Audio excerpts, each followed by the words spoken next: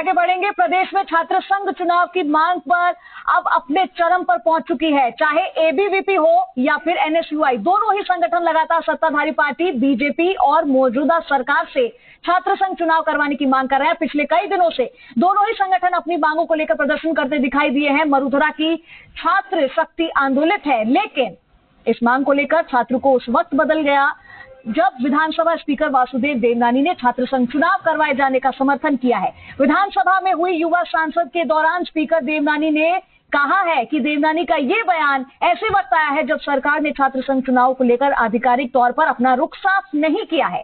हाल ही में सरकार के उच्च शिक्षा विभाग की ओर से जारी वार्षिक कैलेंडर में छात्र संघ चुनाव का जिक्र जरूर है, लेकिन चुनाव तारीखों पर कोई फैसला नहीं हुआ।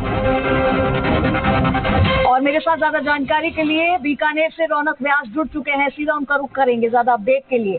रौनक, लगातार ये मुद्दा उठता आया है, प्रदेश में छात्र संघ चुनाव की मांग अपने चरम पर है, लेकिन अब चाहे एबीवीपी हो या एनएसयूआई हो, दोनों ही संगठन लगातार सत्ताधारी पार्टी बीजेपी और मौजूदा सरकार को छात्र संघ चुनाव की मांग कर रहे हैं। क्या कुछ और उनकी डिमांड है, क्या कुछ चाह रहे हैं कि वो छात्र संघ चुनाव को लेकर छात्रों की तरफ से और क्या कुछ कहा गया है?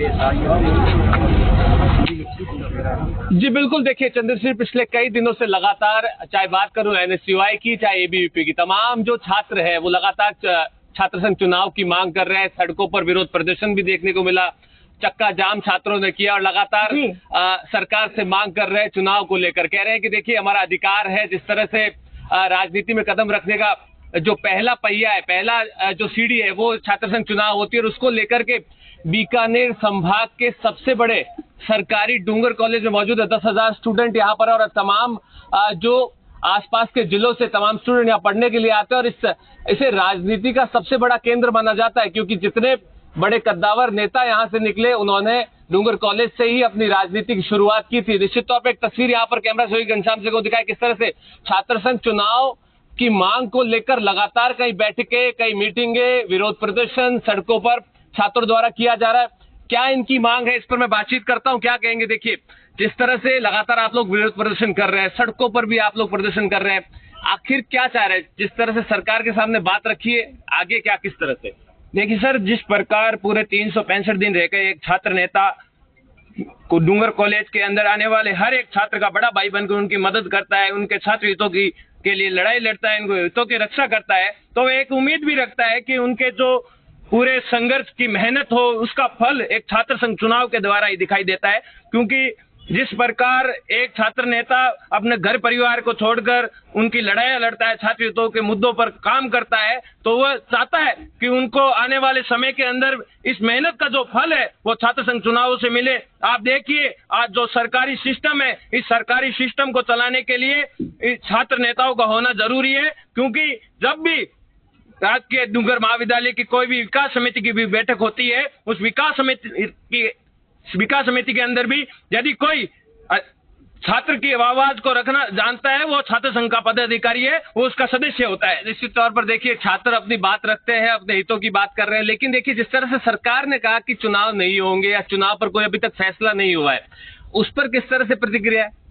कि छात्र संघ चुनाव राजनीति की पहली सीढ़ी मानी जाती है। छात्र संघ से निकलने वाले नेता जनता के मुद्दों पर संघर्ष करना जानते हैं। वो एक छात्र नेता 365 दिन पूरे साल हेल्प डेस्क लगाकर गांव ढाणियों से, किसान परिवार से आने वाले छात्रों की मदद करता है। वो उम्मीद रखता है कि छात्र संघ चुनाव वो आगे राजनीति में वो अपना भविष्य चुनता है।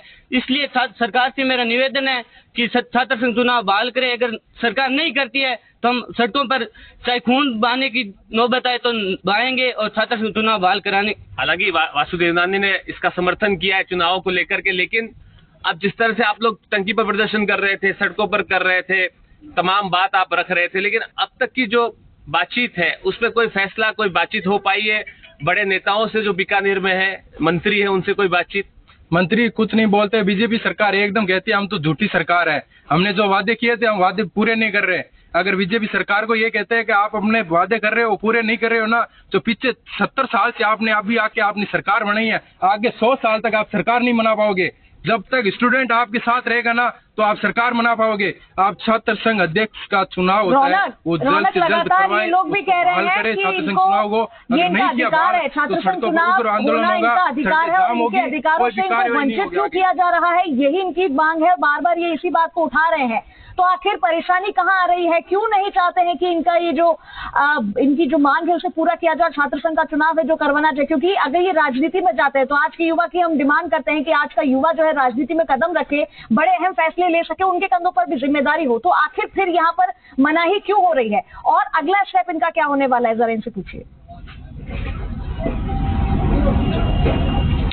जी बिल्कुल, मैं देखिए आगे बातचीत करूंगा। एक तस्वीर मैं यहाँ पर दिखाऊं, कैमरा सहयोगी से कहूं दिखाए किस तरह से चुनाव की बात अभी हो रही है, चुनाव पर कोई फैसला नहीं है, उसके बावजूद छात्र जो है हेल्प डेस्क लगाकर अभी से ही छात्रों को अपनी तरफ आकर्षित करने की कोशिश कर रहे हैं। एक तस्वीर जो है ये दिखा रही है कि साफ तौर पर जो तमाम छात्र हैं वो चुनावी मैदान में उतरना चाहते हैं, अपने हितों की बात करना चाहते हैं और सरकार से लगातार यही मांग कर रहे हैं। जानकारी लेके बातचीत करता हूँ। देखिए, सब कुछ आप लोग कर रहे हैं, मांग कर रहे हैं, आपके हितों की बात कर रहे हैं, लेकिन क्या लगता है आखिर क्यों फैसला नहीं लिया जा रहा है? उसके पीछे की बता देना चाहता हूं कि भाजपा सरकार ने जिस समय विधानसभा चुनाव हुए थे उस समय अपने घोषणा पत्र में भी ये लिखा था कि छात्र संघ चुनाव की बहाली करवाई जाएगी। उनको ये पता है कि यदि देश का युवा देश की राजनीति के अंदर भागीदार बनने लग गया तो उनको जिस प्रकार इस प्रदेश के मुख्यमंत्री को जिस प्रकार पर्ची के सहायता से मुख्यमंत्री बनाया गया था, उस प्रकार इस देश के अंदर यदि युवा राजनीति के अंदर आ गए तो उनके मुख्यमंत्री बनने के आसार बहुत कम हो जाएंगे। ये जो हेल्प डेस्क आप लोगों ने बनाई है, ये किसकी क्या वजह? चुनाव का तो फैसला ही नहीं हुआ, हेल्प डेस्क क्यों बनाई आपने अलग अलग पदों के लिए? छात्र नेता का एक कर्तव्य बनता है कि जो फर्स्ट ईयर में नए छात्र आते हैं उनको कॉलेज का इतना नॉलेज नहीं होता, कहाँ पे फॉर्म जमा होते हैं, कहाँ पे डॉक्यूमेंट जमा होते हैं, कहाँ पे सिग्नेचर करवाने होते हैं, कहाँ पे फीस जमा होती है। तो उसको बताने के लिए, उनको आगे मार्गदर्शन करने के लिए, उनके फार्म में कोई दिक्कत ना आए, कोई समस्या ना आए, उसके लिए हम हेल्प डेस्क लगाते हैं। हालांकि एक बड़ा सवाल खड़ा होता है, सवाल ये खड़ा होता है कि जब आप लोग विरोध प्रदर्शन कर रहे हैं, चुनाव की मांग कर रहे हैं, बड़े नेता क्यों नहीं आप लोगों के साथ आ रहे हैं? ये एक बड़ा सवाल है।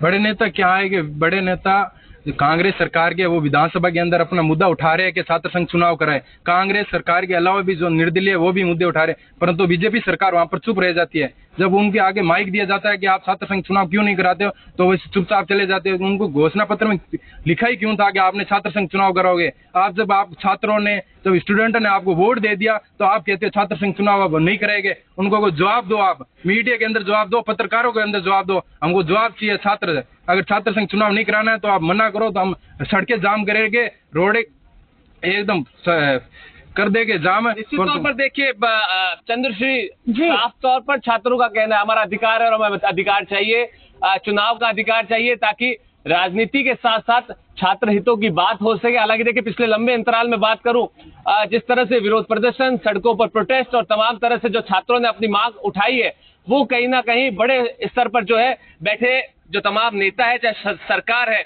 उससे कहीं ना कहीं मांग करते हुए नजर आ रहे हैं। जी चंद्रशेखर, बिल्कुल रौनक, और इनसे ये भी जानने की कोशिश कीजिए कि इनका जो अगला स्टेप है वो क्या होने वाला है, क्योंकि क्या उनके भविष्य पर सरकार का एक कुठाराघात नहीं माना जाएगा? क्या इनकी मांगों को और इनकी आवाज को दबाने की क्या ये कोशिश की जा रही है? ये आगे अगर इनकी मांग नहीं मानी जाती है, नहीं होता है छात्र संघ चुनाव, तो आगे क्या करेंगे? जी बिल्कुल, निश्चित तौर पर ये सवाल ले लेता हूँ। बहुत सारे स्टूडेंट मेरे साथ है, एक एक कर मैं सबसे सवाल लेता हूँ। आपकी मांगे नहीं मानी जाती है तो अब क्या स्टेप लेंगे, और आपको लगता है कि आपके अधिकारों का हनन एक तरह से देखा जाए? अगर हमारी मांगे नहीं मानी दी तो इसी तरह से प्रदर्शन जारी रहेगा। और सरकार जो ये सोच रही है, मतलब ये हम जो कर रहे हैं, मगर सड़कें जाम कर रही है, ये कि नाटकीयता है। कोई स्टूडेंट की आवाज होगी उनको ऐसे ही दबाया जाएगा। हम तो ऐसी आंदोलन करते रहेंगे। ऐसे बताइए क्या आगे का क्या रहेगा? आगे का ये रहेगा, चुनाव नहीं करे तो रोडों पे उग्र आंदोलन होगा। बिल्कुल, सड़कों पर जाम। कृष्ण कुमार जी, आगे क्या स्टेप रहेगा? आपको लगता है आपके अधिकारों का हनन है? जी, जिस प्रकार छात्र नेताओं के हितों पर घात करने का काम ये राज्य सरकार कर रही है, तो मैं आपको इस मीडियम के माध्यम से बता देना चाहता हूं कि एनएसयूआई संगठन सड़कों पर उतरकर आंदोलन करेगी, इस सरकार से ईंट बजाने का काम करेगी। यदि छात्र संघ चुनाव वो बहाली पर कोई अपना स्टेप नहीं उठाती है तो एनएसयूआई सड़कों पर उतरकर छात्र संघ चुनाव की बहाली को लेकर उग्र आंदोलन करेगी। आगे क्या स्टेप? हनन हो रहा है? लगता है ऐसा कि हम लोग अपने अधिकारों की मांग कर रहे हैं और नहीं हो पा रहा है? जरूर ये सरकार छात्रों के हितों का हनन करना चाहती है, छात्रों को राजनीति से दूर करवाना चाहती है। राजनीति से छात्र नेता अपना राजनीति में भविष्य चुनता है। ये सरकार पर्ची सरकार है जो छात्रों को राजनीति से दूर करना चाहती है। अपने मैनिफेस्टो में साफ साफ लिखा था कि हम छात्र संघ चुनाव बहाल करेंगे, अपने वादे से मुकर रहे हैं।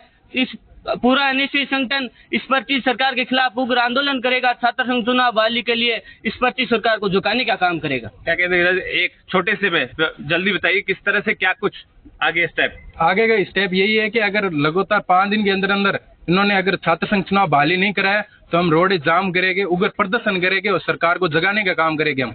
निश्चित तौर पर चंद्रश्री देखिए साफ तौर पर कह रहे हैं उनका अधिकार है और अधिकारों का हनन की बात कर रहे हैं और कह रहे हैं कि देखिए इससे भी बड़े उग्र प्रदर्शन छात्र करेंगे अगर जल्द ही सरकार ने इनकी मांगों पर फैसला नहीं लिया। जी रौनक, अमूमन राजस्थान में अगस्त में ही होते हैं छात्र संघ चुनाव, लेकिन अगर पूर्ववर्ती सरकार गहलोत सरकार की बात करें तो उन्होंने भी कुछ कारण देकर ये जो चुनाव है वो नहीं करवाए थे। इसको लेकर हाल ही में श्री विधायक रविंद्र सिंह भाटी ने भी विधानसभा में सवाल खड़े किए थे। अब इनकी बात को पहुंचाया तो जा रहा है लेकिन वो धरातल पर पूरी नहीं हो पा रही है। जी बिल्कुल, निश्चित तौर पर देखिए कांग्रेस सरकार ने भी फैसला लिया था चुनाव नहीं करवाने को लेकर गहलोत सरकार ने, और बीजेपी की जो सरकार है वर्तमान वो भी अभी तक इस पूरे जो मसला है चुनाव को लेकर के उस पर फैसला नहीं ले पा रही है। उसके पीछे की क्या वजह है वो एक अलग बात है, लेकिन महत्वपूर्ण बात यह है कि छात्र लगातार इसकी मांग कर रहे हैं। क्या कहेंगे? देखिए अशोक गहलोत सरकार ने भी फैसला लिया था चुनाव को लेकर के नहीं करवाने के पीछे की वजह। सबसे पहले तो आपको मैं बता दूं इसे बंद कहना गलत होगा, क्योंकि अशोक गहलोत सरकार ने इसे बंद नहीं किया, इसे 1 साल के लिए स्थगित किया गया था। क्योंकि आप देखिए विधानसभा को यदि 1 दिन के लिए स्थगित किया जाता तो अगले दिन से फिर से शुरू हो जाती है, लेकिन इस तरह बंद कहना ये गलत है क्योंकि राज्य सरकार अब उसे बंद करना चाहती है। राज्य सरकार ये कतई ना सोचे कि छात्र संघ चुनाव को बंद करके छात्र हितों पर घात किया जा सकता है, लेकिन हम उनको बता देना चाहते हैं कि एनएसयूआई संगठन छात्र हितों के लिए मर भी सकती है, अपनी नस भी कटा सकती है और छात्र हितों के लिए लड़ाई बड़ी मजबूती के साथ सड़कों पर लड़ेंगे और आने वाले समय के अंदर जयपुर की विधानसभा घेरने का काम एनएसयूआई के साथ करेंगे। आपको क्या लगता है जो पहले सरकार ने फैसला लिया उसी को नई सरकार कंटिन्यू कर रही है? जो पहले सरकार ने फैसला लिया था उसका सरकार अपना खामियाजा भुगत रही है। आप देख रहे हो राजस्थान में सरकार नहीं आ पाई कांग्रेस की, वो इसी कारण है। और अगर भाजपा सरकार पुनः अगर ये चुनाव वापस नहीं करवाती है तो भाजपा सरकार को इससे दुगना खामियाजा भुगतना पड़ेगा। और अगर छात्रों का पसीना बहेगा तो छात्र जो प्रतिनिधि है, छात्र नेता अपने खून बहाने के लिए तैयार है। जय हिंद, जय भारत। कोई बड़े मंत्री नेताओं से मुलाकात बातचीत इस पूरे मसले पर, क्योंकि बीकानेर से भी कई मंत्री हैं, विधायक हैं, यहाँ के मंत्री यहाँ से। जी मैं ये कहना चाहता हूँ कि जैसे अभी बड़े मंत्री है तो डबल इंजन की सरकार है, उससे सारे मंत्री ऊपर से दबाव की वजह से बंद है, और जो हमारे यहाँ के नेता है वो अपना काम जयपुर में बखूबी निभा रहे हैं, वो वहाँ पर अपना दबाव बना रहे हैं, यहाँ पे जो हमारा काम है वो अपना कर रहे हैं। निश्चित तौर पर चंद्रश्री देखिए तमाम छात्र चाहे बात करूँ एनएसयूआई की, जरा पूछिएगा किन किन लोगों से इन्होंने बातचीत की है, कौन इनकी मांगों को आगे लेकर जा रहा है। जैसे कि हमने अभी बातचीत की थी, इन्होंने किन किन लोगों से बात की और कौन से वो नेता है जो इनके इस संग्राम में उनके साथ खड़े हुए हैं। जी बिल्कुल, ये महत्वपूर्ण सवाल है चंद्रश्री, आपकी तरफ से मैं ले भी लेता हूँ। किन बड़े नेताओं से आपकी बातचीत हुई है? प्रोटेस्ट आप लोग कर ही रहे हैं, लेकिन कोई बातचीत किन नेताओं से हुई है? बड़े बड़े लीडरों से हुई है, हमारी सचिन पायलट जी साहब से हुई है, गोविंद सिंह जी डोटासरा जी से बात हुई है, हमारे विधायक गण है उनसे बात हुई है। उन्होंने सभी ने ये कहा हम विधानसभा में आपके मुद्दे रखेंगे, आपकी विधानसभा के चुनाव के जब भी छात्र संघ चुनाव हो गया आपके वहाँ पर मुद्दे उठा रहे वो, परंतु सामने वाली पार्टी है तो कुछ बोल ही नहीं रही है। जो छात्र संघ चुनाव के मुद्दा उठाते तो सामने वाले बैठ जाते हैं और कुछ बोलने लायक नहीं रहते, क्योंकि पर्ची की सरकार है तो पीछे से पर्ची आएगी तो छात्र संघ चुनाव होगा उनके लिए। आप बताइए क्या कोई बातचीत हुई है बीकानेर के नेताओं से, यहाँ के जो तमाम बीजेपी और कांग्रेस के विधायक है उन लोगों से? बीकानेर के नेताओं से जो विधायक थे पूर्व में कांग्रेस के, उनसे बात हुई थी।